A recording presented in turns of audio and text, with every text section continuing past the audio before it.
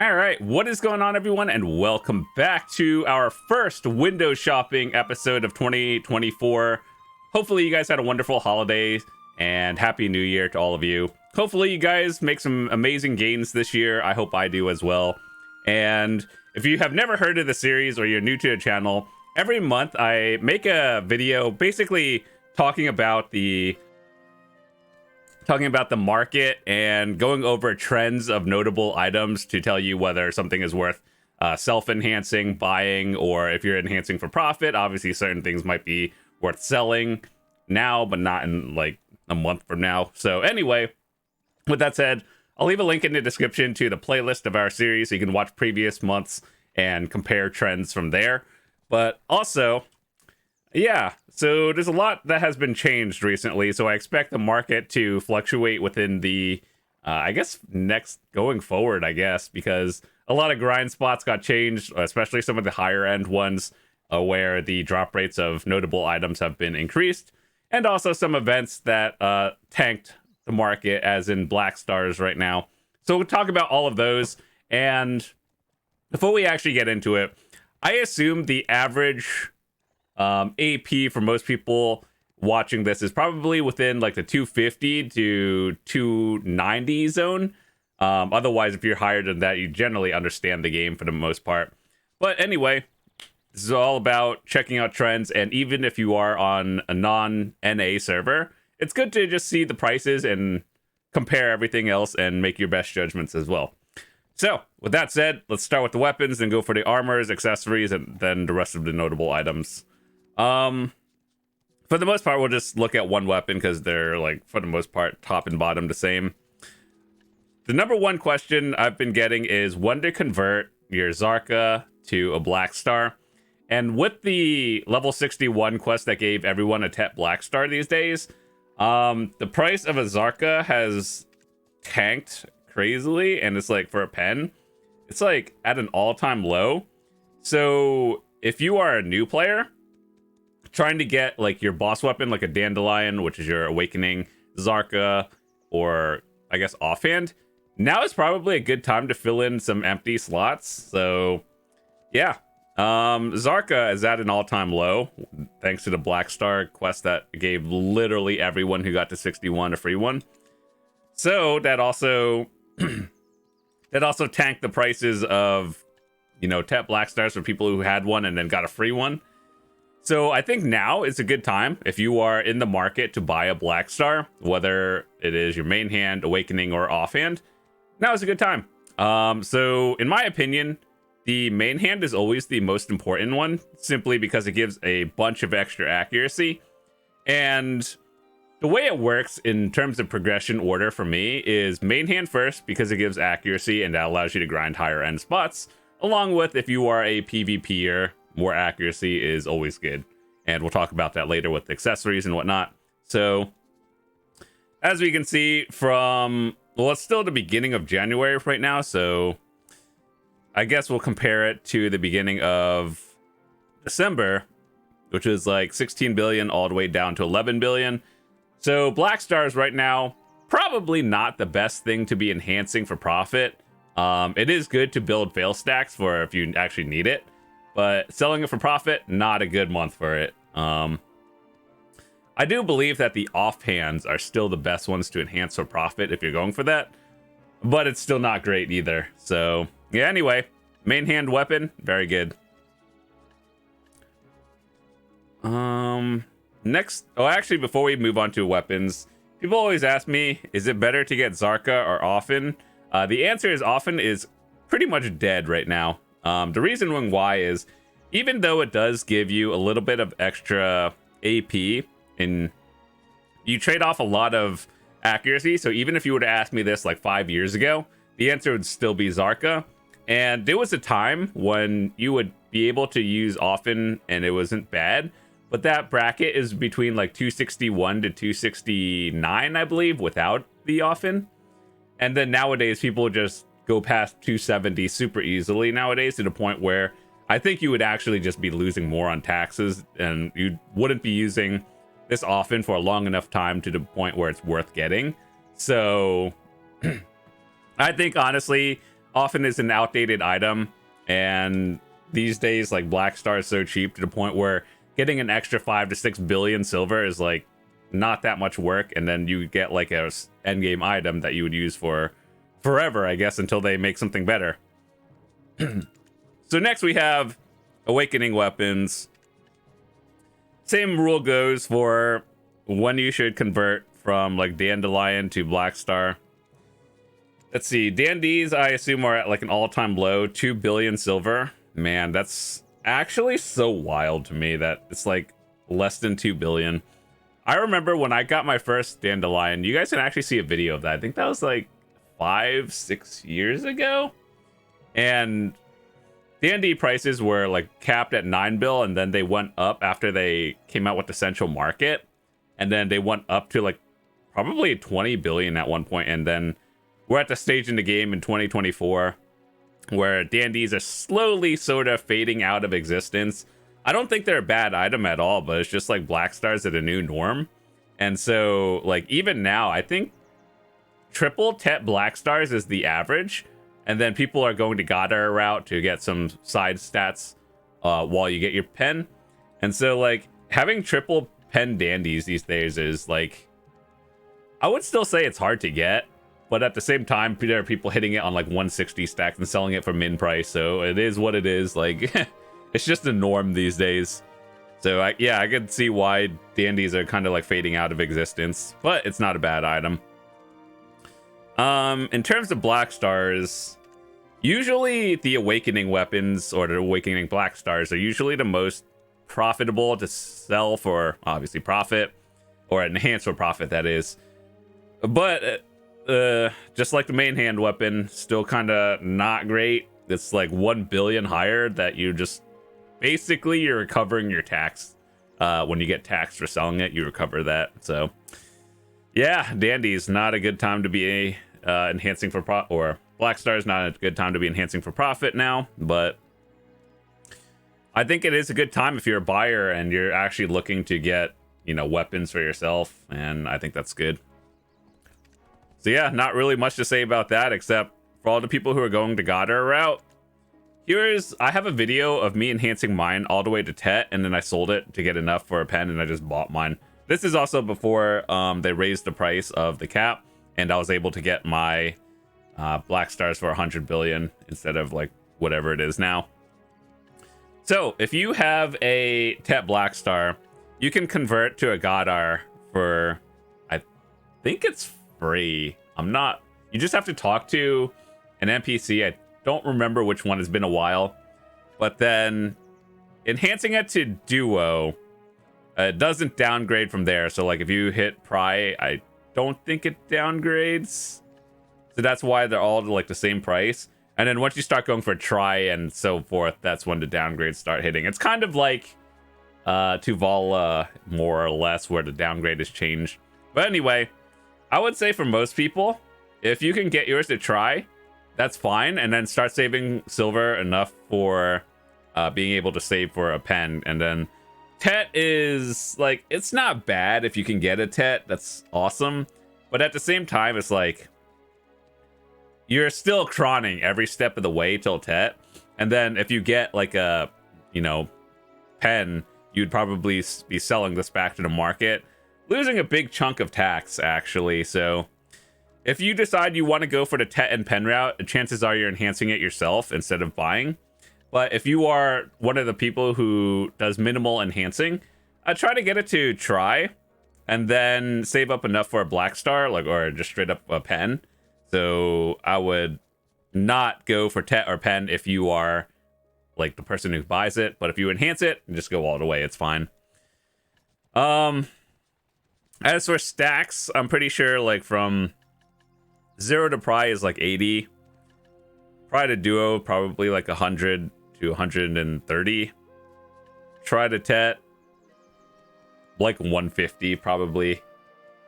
And then, or I guess like, yeah, I guess try to Tet is still like 150 to 200. But then Tet to pen is like whatever your normal Black Star is, like 230 and up. So there's that. I guess it depends on how much it costs in your server, but it is what it is. All right, let's look at offhands now. So this one's a little bit tricky to talk about just because there are a lot of different things to do. So if you're a PvEer, you go Kudum or Blackstar. If you're a PvPer, you go either Accuracy or Nuver, which is all AP, Accuracy. This is PvE. Same with the Godar. I think the Godai weapon is the one. I don't really think it's a good worthwhile to go for the Godar weapon versus Blackstar, just because the stats you get from here are so minimal compared to Main Hand and Awakening, to the point where like you're not even really getting extra AP against monsters, which is why you're getting the Blackstar, right? So you can grind and do PvE better. So you don't really get much more. You get like +1 and then 1 like sheet AP. So it's not really worth the time and effort to enhance these yourself, to the point where if you have like a Tet Blackstar, I think that's perfectly fine. And then you just go straight from Tet to Pen, in my opinion. In terms of enhancing, I do believe if you are trying to sell a pen, this is at like 150, whereas the other ones are like, I don't know, let's look at this. Yeah, like 140, 135. So if you're trying to sell a pen, the offhand is the way to go, just because you'll get the most out of it. But then again, trying to enhance a offhand is probably not the best choice unless you really know what you're doing. So anyway, with that said, let's see the trends. 5 billion for a Pen Kudum. 7.5 for a Nuver. So I have a video where I did the Jatina quest, and basically that is a way to guarantee it without going through the RNG phase. And so the cost of making a Jatina weapon, your first one, is 6.5 billion. I know this because I've done it, and I have a video. We talked about everything. And so if you can get the thing you want for under 6.5 billion, it's probably worth buying. If it's higher, like the Nuver, for example, obviously you make it. As for accuracy, this is more for PvPers. And then even then, as a PvPer, I don't really think you use it as much. But, you know, it's kind of one of those things where it's very situational, to the point where if you get this, you're at the point in gear where you can afford this, and this is like what, like an hour or two of grinding. So either way, not an expensive upgrade, but it's so situational you probably won't be using it on your everyday. So Black Stars at Tet, these are the highest value ones right now if you're trying to enhance a profit. But even then, trying to get one, probably not the most value in terms of like your stack or like Failstacks to sell value, because you do is 13 billion minus tax. So it is the most that you'll get of the Black Stars currently. But even then, it's still not really worth it unless you hit it on like a 120 stack. And then even then, that's kind of sketch. So yeah, it's kind of weird. We're in a weird spot for Black Stars right now. And yeah, that's about it. Let's go to armors. Let's see. First of all, when we talk about armors, your end game goal is your Fallen God armors, right? So like your chest piece, all these, because you get the 4-set effect now, which is a lot of extra defensive stats. So before we do anything, let's talk about this. I want to talk about the end game, like the Fallen God armors. If you are self-enhancing, here's what stacks I personally use myself and what I am using. So from base to pry, you start at like, I guess they give enough 100 stacks these days, to the point where you could use 100 and it'll be fine. So base to pry, I've seen people on the lower end side use like a 70 up to 100. If you just want to get it over with, 100 is probably fine. Pry to duo, you probably start at like a 120 to 140. It's usually when it goes. Obviously, I've seen people, especially myself, I got like super tilted going for a duo Dawn at one point. I used like a 170. And even then, like, I didn't really feel that was worth it. But like For average, I would say between 120 to 140, 150. Duo to try, you would probably start at like a 160 to a 210. 210 being on the higher side, but it is what it is. Like the value you get out of it is worth it. And then from try to tet, obviously, is the most value item. And even then, for all of them, no matter what piece you're going for, is very expensive. It's cost more than Black Stars, so I would use literally the highest stack you have up until like a probably, actually no, not the highest, but for most people like up to a 280 stack would be appropriate for a tet. So with that said, I still have to get mine to tet actually, and I'm currently on a 260. And you know how if you cron fail it, you get +1 fail stack? Yeah, I have 23 fails so far. It's fun. It's not fun, actually. That's a lot of silver. So for the Griffin versus Gaiath helmet, at this stage in the game, does it really matter? Like, would you notice a difference? Not really. But if you were to pick one, I would always choose the Griffin helmet simply because, so like if you look at the two items, for Gaiath, you get an extra 100 HP to your total HP pool. And with Griffin, you get an extra 5% resistance. And yes, I know everyone thinks at some point that resistances are a meme. And ultimately, I kind of agree to an extent until you have a lot of it. But in like 1v1 PvP, 5% resistances, if it means you not getting like down attacked or knocked down and everything. Usually whoever gets CC'd first in a fight usually loses that 1v1. So 5%, in my opinion, is a lot more valuable than 100 HP. Is it really noticeable? Not really, but it is slightly better. Pen Griffins right now are at 15 billion. It's at an all-time high. I think the reason why people buy these is just because Capris prices are so low and people are converting their gear to like the Fallen Gods. So like buying a pen, and then since Caprices are really cheap right now, it is probably cheaper to get a pen and then Capris it to 10 and then sell the like, you know, base Fallen God right now. That's why the pen armors are so cheap. But as of this one, the same idea works. Is if you're going for Fallen God yourself, get the one that's cheaper, Capris it to 10, and then convert it. That's the end game goal. So next one, Fallen God armors. This is the first one that came out. So of the 4 that we have now, the order it came out was chest piece, helmet, gloves, and then the latest ones are the shoes. So this one is the cheapest one. It's been around the longest. So that's why if you have, if you're seeing it, then that's why these are lower than the helmets. As for Red Nose and Dim Tree, this one actually does work a little bit differently in terms of Capris value if you were converting to your Fallen God. And so one thing you would have to check is, so you see how a pen Red Nose is 14 billion. Let's just say that. It makes the number easier. Whereas a Dim Tree is like 12 billion. However, it does cost more to get Capris. Well, I guess all the way up from 9 to 10. It costs more in terms of Capris, so I think it equalizes right now in terms of Capris value. Let me actually just look at it. How much are Capris? Slowly going up, but it's around 2.3 billion or 2.3 million each right now. And so I think it actually equalizes out to the point where if you can get a pen Red Nose without buying it, it's probably worth more.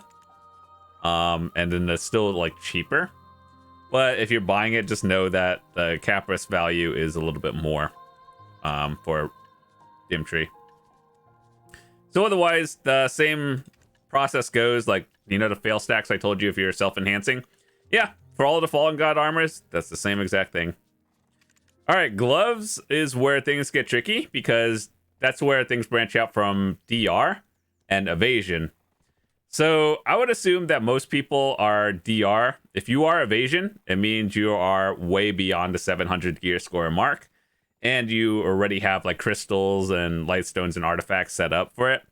So one of those questions I've been asked quite a lot is, when is it a good time to convert or transition into evasion?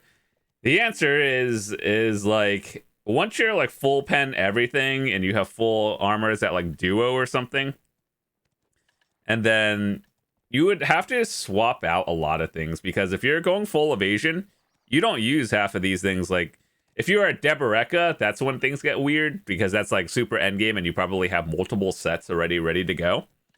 But for evasion players, you would be switching up your crystals and your artifacts, lightstones.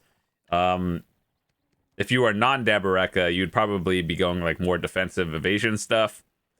And so, yeah, it's a little bit weird in terms of the traditional stuff. And then obviously your crystals would be different as well. So this is a new player trap that a lot of people see. So for example, look, Taebaek's gloves is 60 DP and 50 accuracy. It is 14 billion.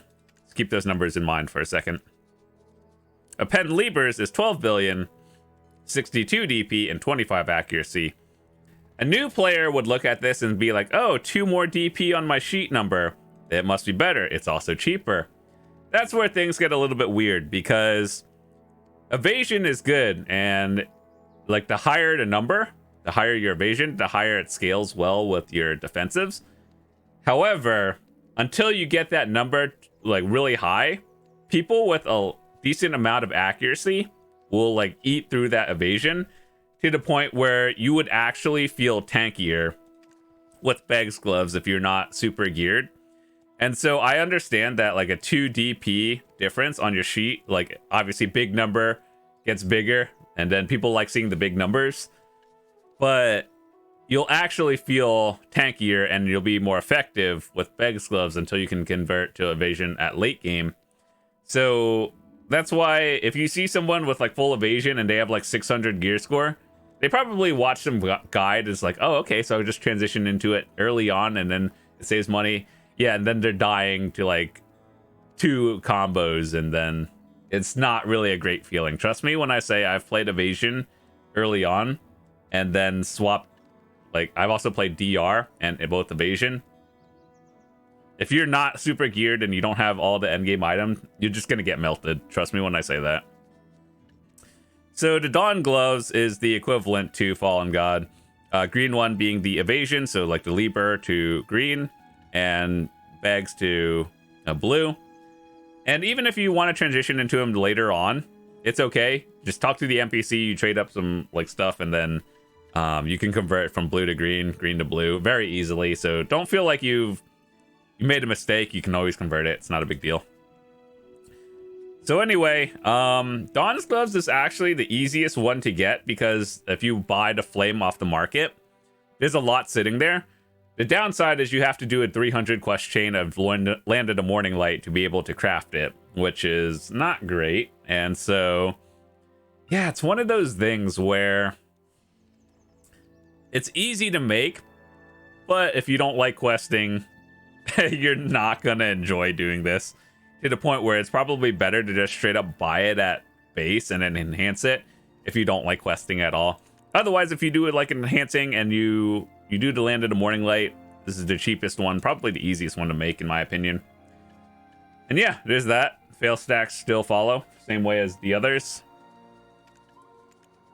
Shoes, the Urgons and Muskins is the equivalent of a DR and evasion, like we talked about earlier. Urgons is the DR route, Muskins is the evasion route. So the general rule of when should I ask or when should I convert to evasion is, if you have to ask, you're probably not ready for it.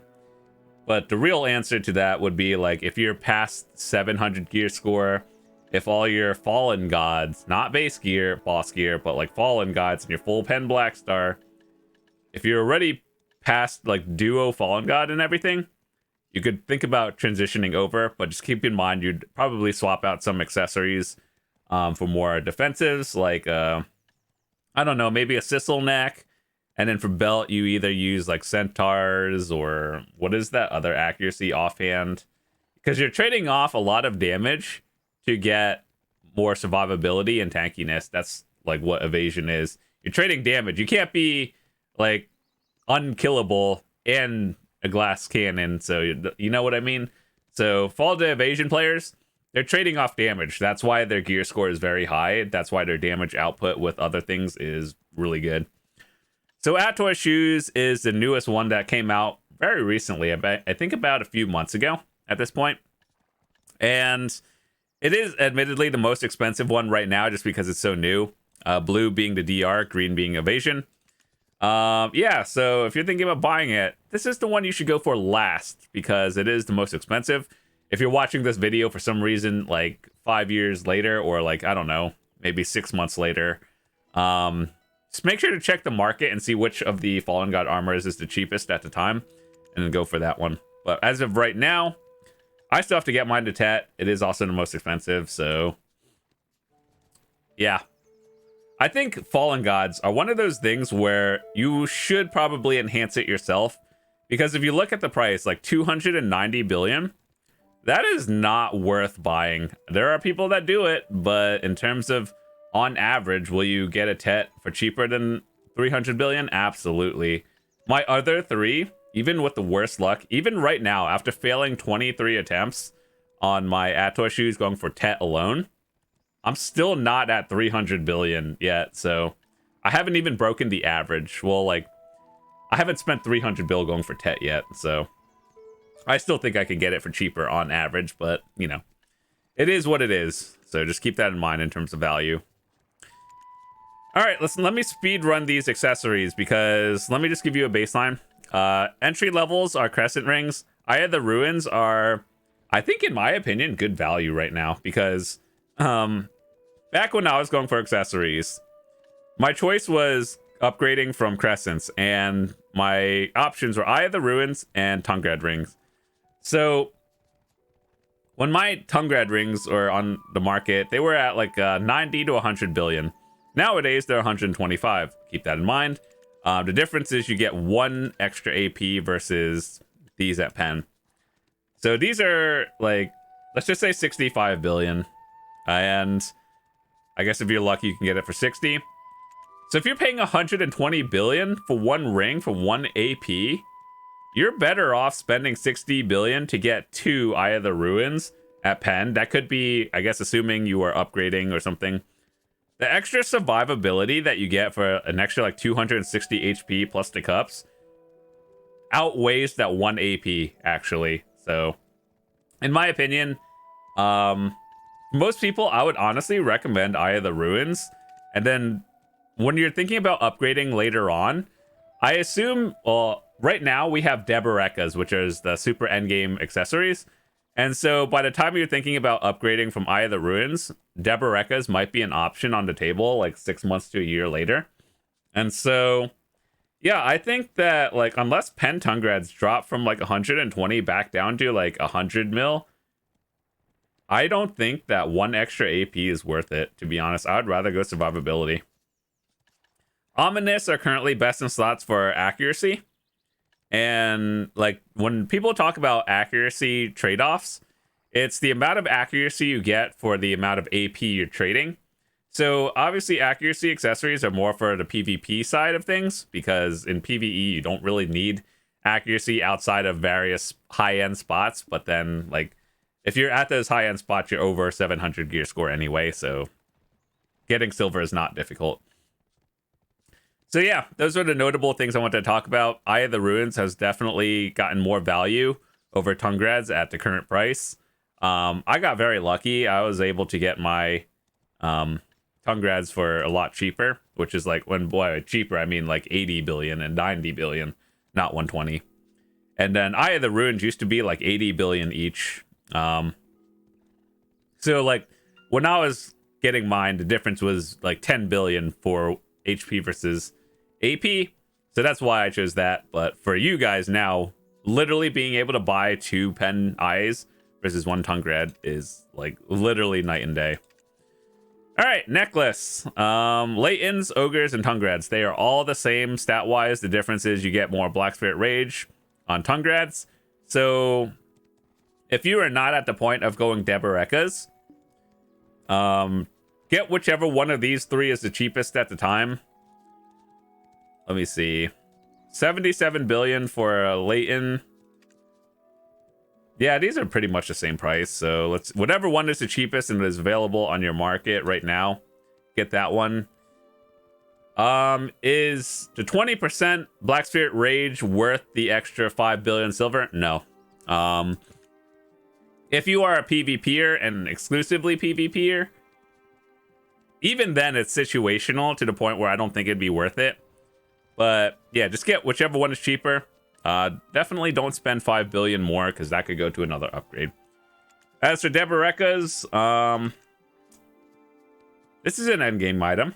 So chances are, if you're asking when can you get pen Debarekas, Debarekas have been sitting or have been out, at least the necklace has been out in the game for multiple years and there's only been 8 sold.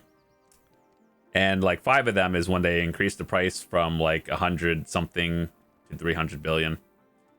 So chances are you're not getting it. If you want Debarekas, you're making them yourself, which is what I am doing right now. Yeah, I think those are all the notable items. There's a lunar necklace, which is the accuracy offhand, or not offhand, necklace.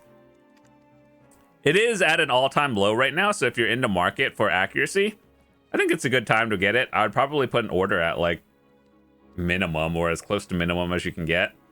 Chances are it'll probably sell because more people are going for Debarekas these days, and it's probably not a bad option. All right, so earrings. Actually, let's save earrings for last because these are the last upgrades you should be getting in your progression order. So first of all, Basti belts are the entry level. Voltara's is what I have actually, and Voltara versus Tungrad is the equivalent of Eye of the Ruins versus Tungrad necklace or ring. So 1 AP versus HP survivability. Even back in the day, I never really wanted the Tungrad belt just because it was always expensive. So let's just say it's 80 billion right now. Just make that number even. And then Voltara is 50 billion and you get some survivability. So you're basically, you have the option of saying, do I want 20 billion silver or do I want 1 extra AP? And 20 billion silver in my eyes, let's say you don't have a Vell's Heart. That's 3 AP right there, and then you can upgrade it even further.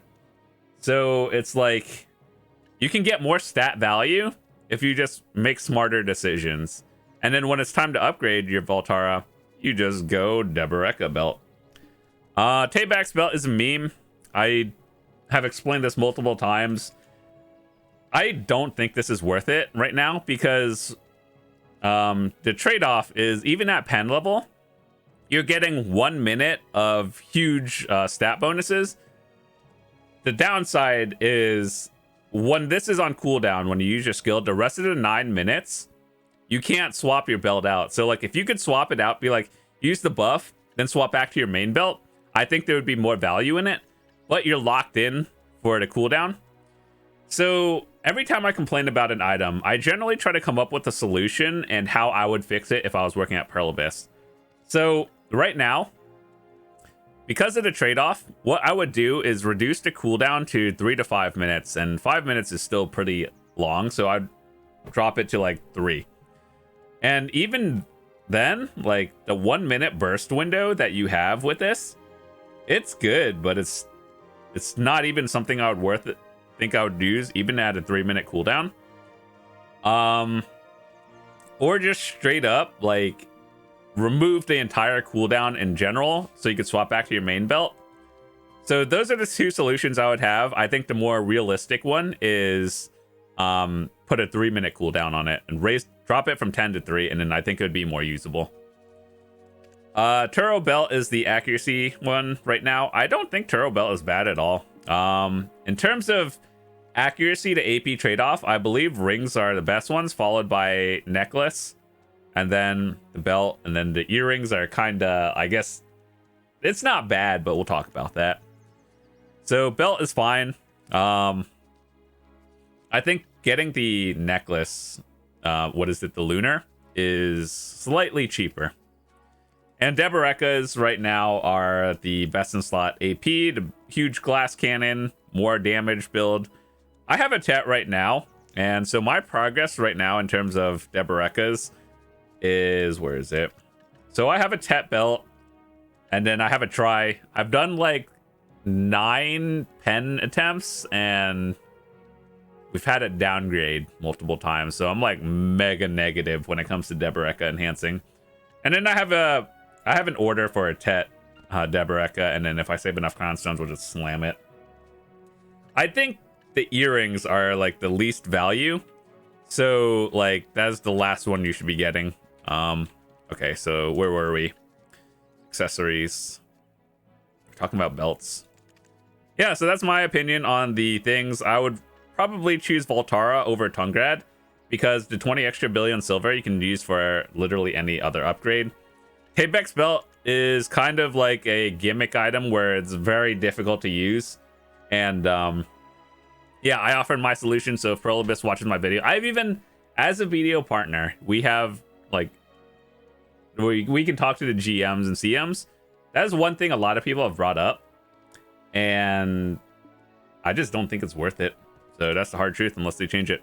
Taebaek Belt is the end game item. Good luck getting that one. And then for earrings, so you can get the Tungrad or the Narc earring from Jatina. In the future, you'll be able to get a second one. Personally, what I have chosen was the Narc earring because there's a lot of good spots in the Kama Sylvia area, and you get extra damage to Kama Sylvian enemies. So it's like basically +8 extra damage to Kama Sylvians is the equivalent of 8 AP. So 1 AP to 1 extra damage to insert enemy type is 1-to-1. So basically, if you grind in Kama Sylvia, it's like 23 AP or something. So it actually is very good. Tungrad ring, if you can, I think the only reason you would get Tungrad rings is if this pushes you up into a new AP bracket. So like the number, if you hover over the question mark, it'll give you a number in bracket. That's why I think it's good. Next one is going into the Dawn route disto. So Black Distortions and Vaha's Dawns, they are the exact same item. The difference is where you get them. Distortions you get from Star's End and Calpheon Elvia, whereas Dawns are from the Ataraxian dungeons. So are they the same? Yes, exactly the same. It's just which ones can you get for cheaper, which I believe they're about the same price anyway. So just which one do you like more, and then get that one. Taebaek, okay, so let's talk about this right now. Distortions, they are the most AP value you can get. However, you lose DP. So I understand a lot of new players see big number AP, but just keep in mind that you are trading off a lot of extra DP. So when is the right time to upgrade earrings? Is whenever you can grind your spot comfortably without it. So like, you see how I'm 424 DP right now? If I were to take off my distos, I'd be at 433. So that's actually a lot. That lowers you into one bracket.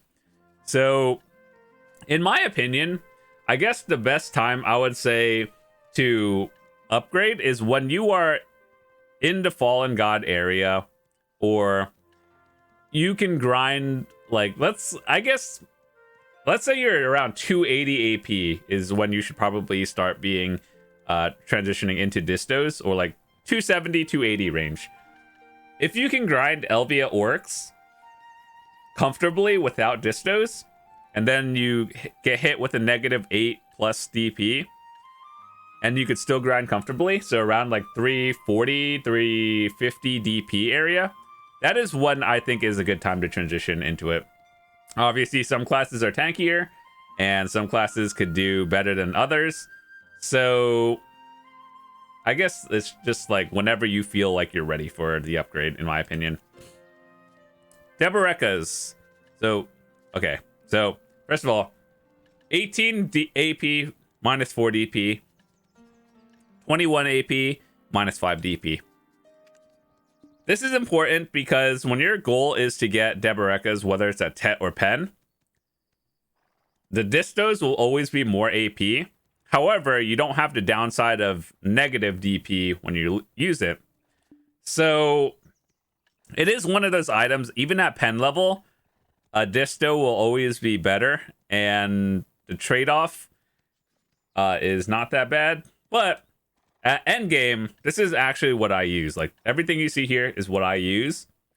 And I could grind every single spot in this game very comfortably, but I also have more gear. But some spots like Dark Seekers, I don't think Dark Seekers is hard. That's admittedly, or arguably, one of the harder spots. I think Tungrad Ruins, I've had more close calls there than Dark Seekers. I guess Elvia Thornwood, or I guess, yeah, is it Elvia? Dekia Thornwood. Dekia spots are like the super endgame spots. Might be a little bit sketch. I think you can do it with this. I can definitely do it, but it's a little bit sketch. So having the extra DP plus like Narc is always nicer. So I guess if you're trying to future-proof your gear, Taebaek earrings are the last ones you want to get, because you would probably think of getting the Tungrad rings in the future, or Taebaek rings in the future. And then those are probably going to be better than the earrings. So whenever they announce it, maybe a year from now, Taebaek earrings might actually just be worthless. So not worthless, but I mean the least value. So there's that. It's one of those things where I think distortions are generally best in slot. Taebaek's if you can get to 3-piece, which you need to get it for the 3-piece. So belts, or no, wait, we talked about all these already. Okay, so we're done with accessories. Some other notable items I want to talk to you guys about is alchemy stones. So recently, they came out with this thing called the Ator's Power Stone. And this thing is basically a budget Vell's Heart.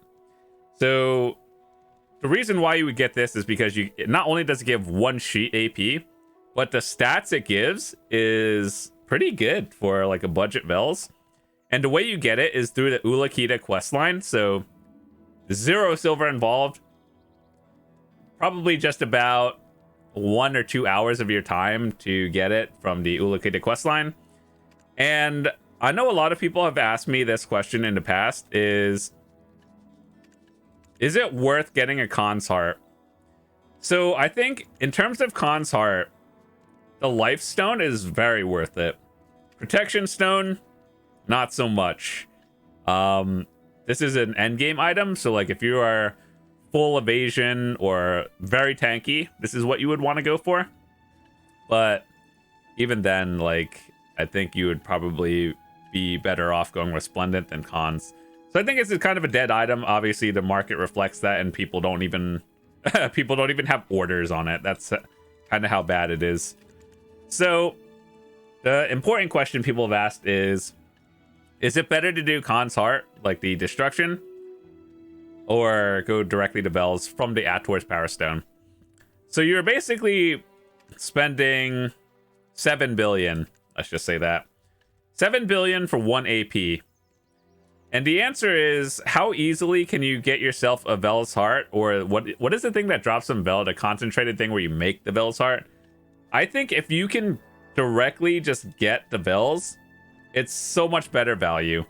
So, like, you don't just look at the sheet AP.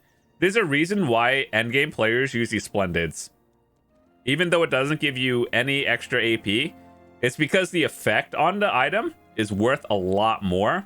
So, like, the extra 5 AP when you're using it, sure, you may not get the sheet AP, but you're getting 5 AP, if that makes sense. Like, 5 from the effect when it's active. So, a lot of endgame players use it because the highest bracket they can get is, you know, way past what the maximum is. So, endgame players can afford to drop some sheet AP to get more effective AP, right? So I don't think Vell's is bad. It's just Pearl Abyss kind of forgot that upgrading alchemy stones is like very difficult. So realistically, you see how these are worth 13 billion? The real value of these is probably like 200 billion, maybe 300 billion.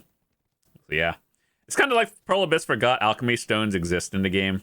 But yeah, eventually the goal would be to get a Splendid. I want one. It is an ultimate goal. And yeah, I guess spirit stones are just kind of a thing now. Like, if you don't have an Ator's Power Stone at minimum, just get a Destruction Stone. Or use the ones they give you for seasonals that give like extra AP against monsters and everything. And that's about it. So is it worth it getting the Destruction? Probably not. I would just save up and get a Bell's Heart if you can. As for everything else, that's just like personal preference, and that's about it. Artifacts and Lightstones are personal preference. This new PvE artifact that came out, it is best in slot for PvE. So it's also an endgame item. But if you can get one, that's awesome. If not, it's not a big deal. Use something else. But I think that's about it. We've been talking for about 45 minutes on this month's video. Hopefully you guys enjoyed it. If you're new to the channel, hit that subscribe button, drop a like, the whole other things that YouTubers tell you to do.